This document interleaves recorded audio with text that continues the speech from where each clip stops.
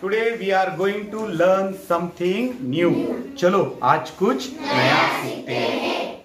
मुलांनो आपण to be चे जे फॉर्म आहेत am, is, are, was, were, shall be, will be, present tense, past tense आणि फ्युचर टेन्स मध्ये वेगवेगळे बघितले, त्याची प्रॅक्टिस केली.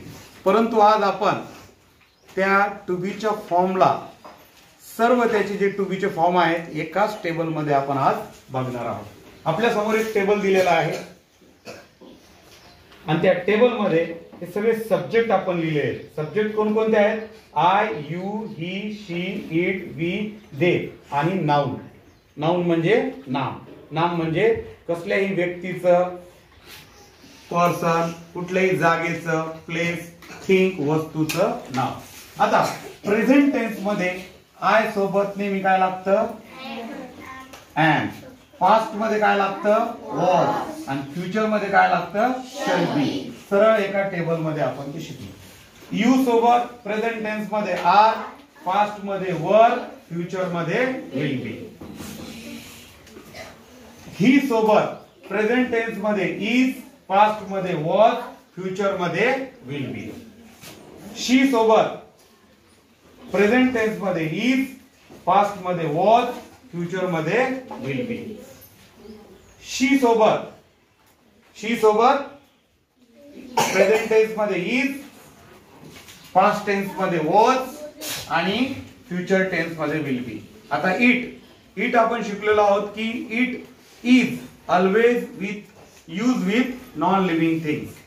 निर्जीव वस्तूंसोबत इट वापरतात, एनिमल साठी वापरतात, बर्ड साठी वापरतात, ट्रीज सोबत वापरतात आणि कोणत्याही वस्तू. तर बघा इटचा उपयोग करत असताना प्रेझेंट टेन्स मध्ये सोबत लागतं इज, पास्ट टेन्स मध्ये लागतं वॉज आणि फ्युचर टेन्स मध्ये लागतं विल बी. आता वी काय? प्लुरल, अनेक वचन आहे, त्याच्यासोबत काय लागतं? वी आर प्रेझेंट टेन्स मध्ये. पास्ट मध्ये वी वर आणि फ्युचर टेन्स मध्ये वी शॅल बी. आता लास्ट काय राहिले? दे पण काय आहे? प्लुरल, अनेक वचन. They are in present tense. Past tense मध्ये दे वर, फ्युचर टेन्स मध्ये दे विल बी. आता बघा नाउन. नाउन म्हणजे कोणतंही नेम. आपण एखादं नाउन असं घेऊ की युवराज.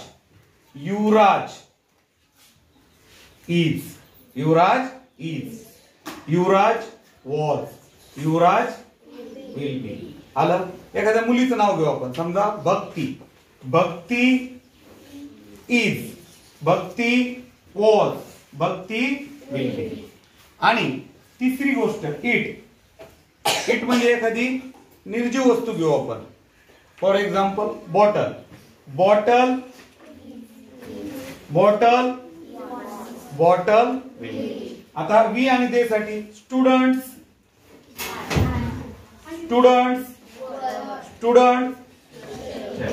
आता दे.